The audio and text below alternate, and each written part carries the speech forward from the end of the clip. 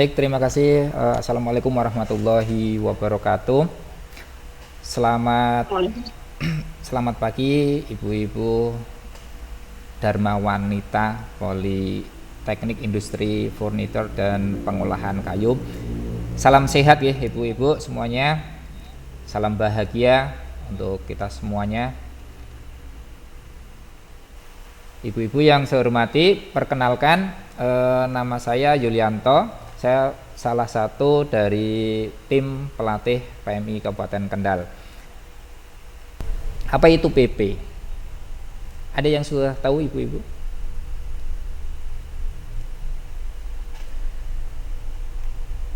PP itu adalah pemberian tindakan pertolongan segera kepada penderita sakit atau cedera atau kecelakaan yang memerlukan penanganan medis dasar. Jadi pertolongan yang segera, pertolongan yang langsung diberikan kepada si sakit. Nah, yang dimaksud di sini bisa insiden, bisa karena penyakit, bisa karena kecelakaan, bisa karena ruda paksa. Ini.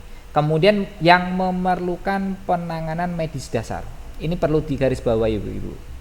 Medis dasar itu apa sih sebenarnya?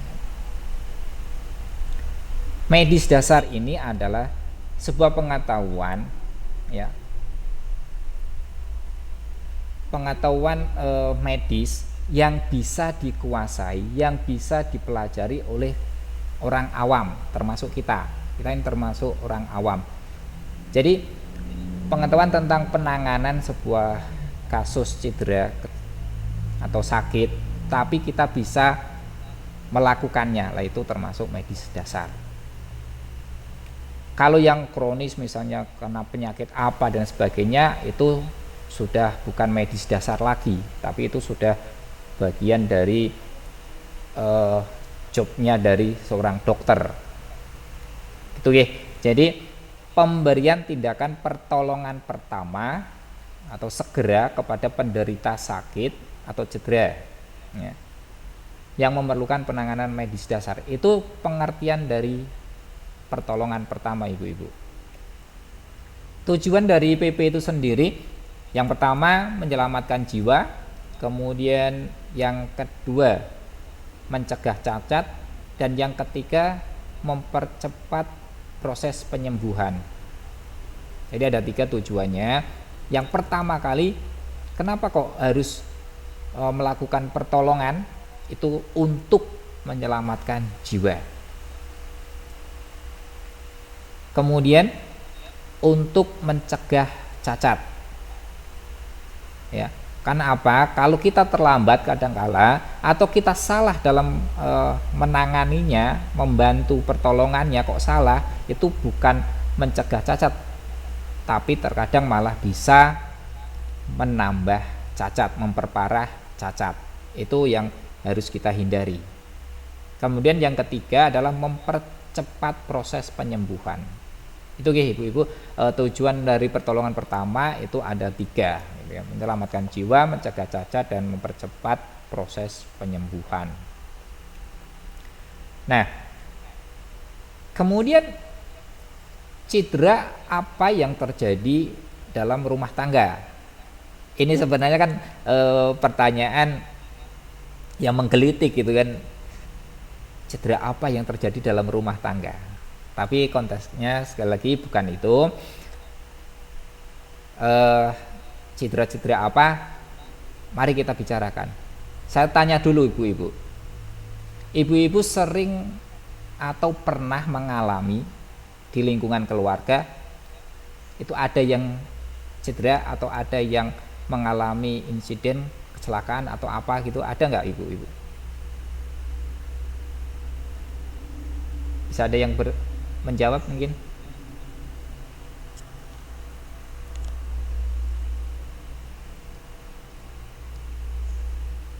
Halo? Oke ya, saya lanjut dulu.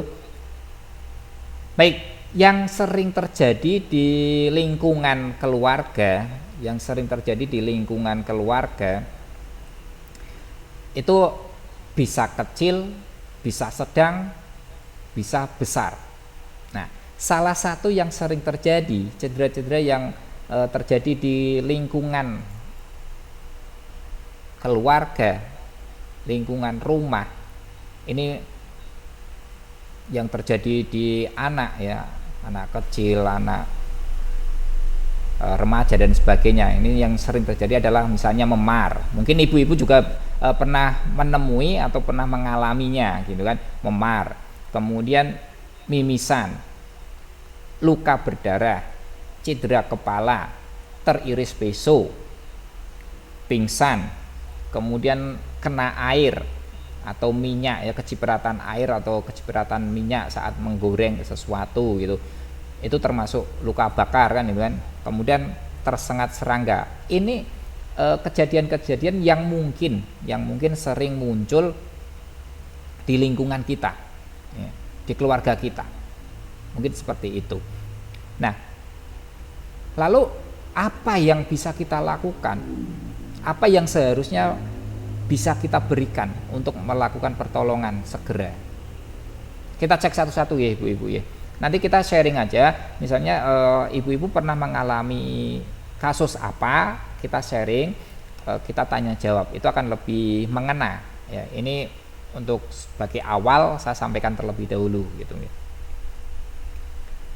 Nah, untuk memar ini termasuk dari perdarahan dalam ya, perdarahan dalam. Jadi perdarahan yang tidak mengakibatkan robek kulit ya. Jadi bisa karena benda tumpul ya, kepukul dan sebagainya, itu bisa menyebabkan memar. Lalu bagaimana cara menanganinya, menolongnya? Yaitu kompres area yang memar ibu-ibu. Kompres area yang memar menggunakan air dingin ya. Nah, untuk membuat kompres dingin ini bisa menggunakan es batu ya ibu-ibu. Es batu itu ditutup kain, boleh handuk, boleh kaos, boleh apa gitu kan. Itu kemudian dicelupkan ke air, kemudian dikompreskan di bagian yang mengalami memar. Itu untuk memar, sehingga memar itu bisa mengempes, tidak tambah parah gitu. Itu ibu-ibu untuk penanganan memar seperti itu. Terus kemudian mimisan, ini yang sering terjadi di lingkungan kita, dan ini banyak sekali mitos yang menghantui di situ ibu-ibu. Mitos yang terjadi, mungkin ibu-ibu juga masih melakukan, tapi tolong setelah ini jangan dilakukan lagi. Yaitu ketika anak kita, saudara kita, tetangga kita ada yang mengalami mimisan, itu dilakukan satu ya, anak tersebut dibaringkan.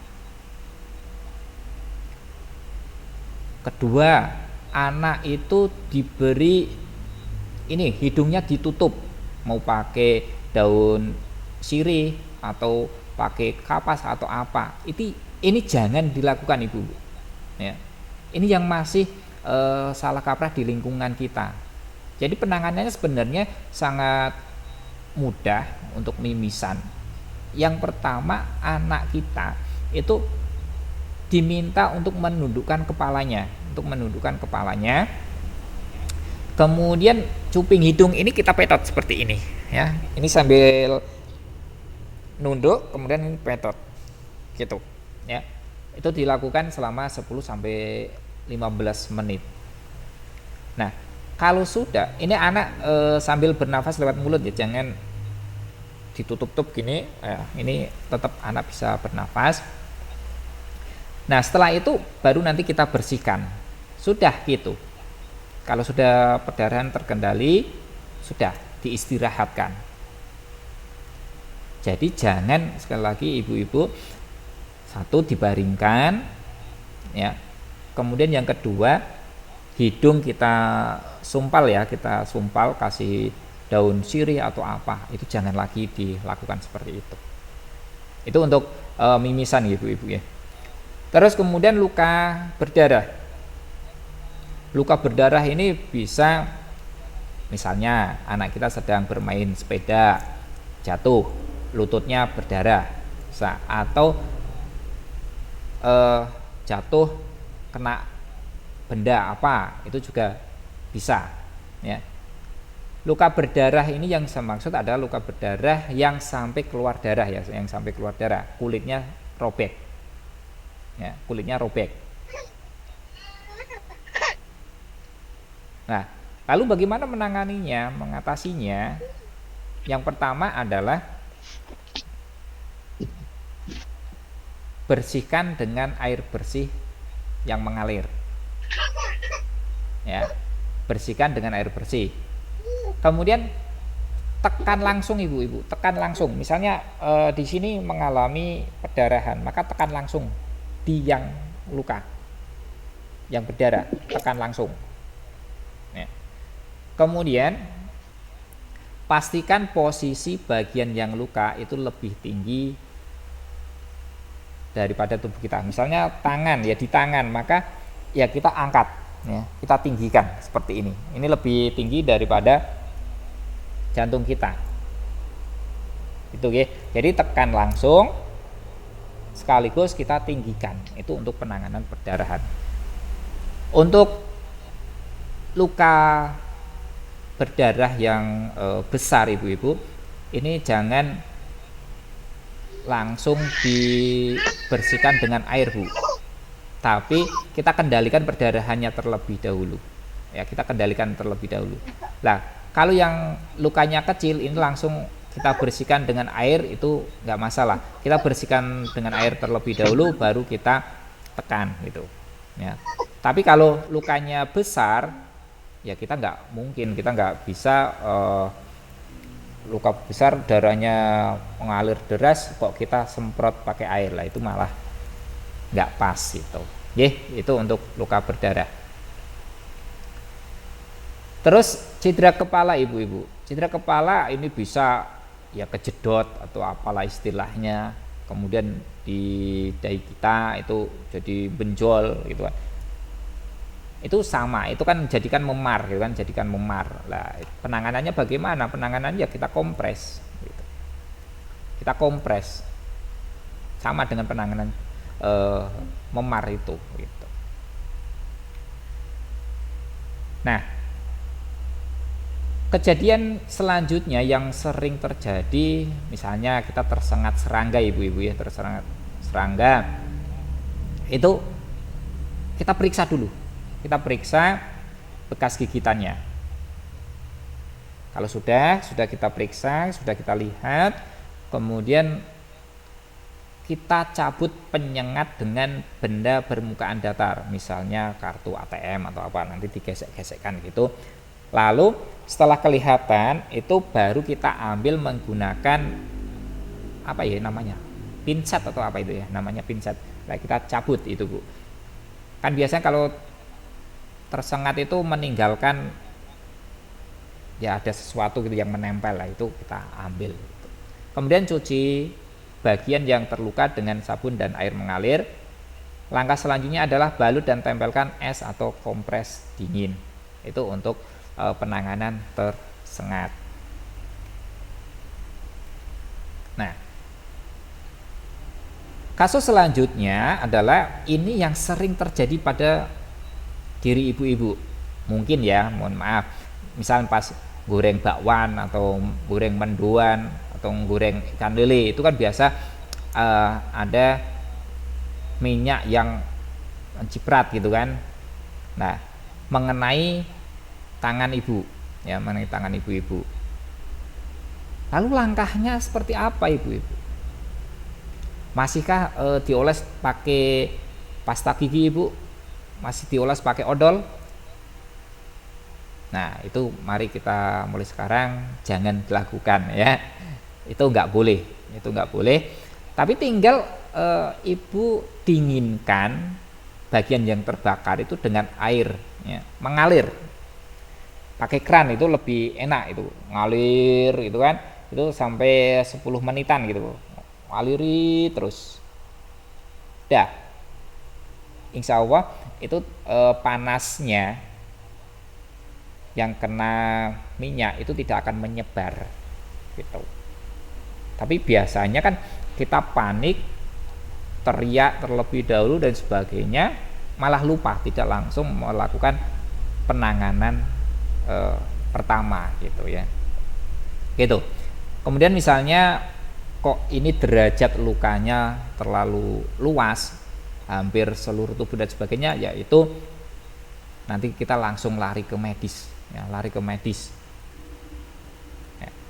Dan kalau misalnya memang dibutuhkan, diperlukan untuk dibalut, maka lakukan pembalutan secara longgar dengan plastik ya ibu-ibu, jangan menggunakan kain. Karena apa? Ketika luka bakar kok kita balut dengan kain atau apalagi dikasih kapas, lah itu nanti pada nempel di luka bakarnya. Jangan sampai seperti itu. Ya, kita plastik gitu ya. Itu akan lebih aman, lebih safety gitu. Kemudian teriris bisu, lagi ngerajang brambang, ibu termehek-mehek gitu kan, tidak sadar langsung malah kena jarinya. Biasanya yang ibu lakukan apa? Digigit ya ibu? Didiemin. Atau di bahasanya di apa ya, digigit, dimut gitu kan. Yaitu adalah bagian refleks ya, refleks dari kita. Itu sebenarnya nggak masalah, itu malah benar, karena pada intinya ketika kita luka teriris itu adalah tekanan langsung. Gigit itu adalah bagian dari penekanan secara langsung. Tapi kan ya kalau ini darahnya ngalir kok dimasukkan mulut, lah ini juga berisiko. Maka langkah baiknya adalah tinggal tekan langsung, sekali lagi tekan langsung. Ibu-ibu yang takut dengan darah, misalnya dengan luka diri sendiri, yo gimana caranya lah ya, panggil bapaknya gitu kan, Pak gitu kan, langsung tekan pada yang luka. Intinya itu. Kemudian kalau memang ini sudah ditekan, kita langsung cuci dengan air bersih mengalir, itu lebih bagus lagi. Kemudian balut, karena ini kecil, balutnya yo yang kecil aja, semacam plester atau apa gitu. Gak usah yang terlalu dibesar-besarkan gitu kan. Kalau bahasa remaja sekarang itu lebay gitu. Lukanya hanya sedikit tapi dikuasai perban yang tebal gitu kan, biar meyakinkan orang lain, tangannya, jarinya teriris pisau kan, itu jangan gitu. Ya, jadi hanya balut plester aja sudah lebih dari cukup untuk mengembalikan robekannya tadi, gitu aja. Nah, terus ini ibu pingsan. Mungkin ibu pernah melihat teman, saudara atau apa pingsan, atau anak gitu ya di lingkungan kita. Simple ibu-ibu, kalau sekarang masih terjadi mungkin di kampus ibu atau di mana ada mahasiswi yang pingsan,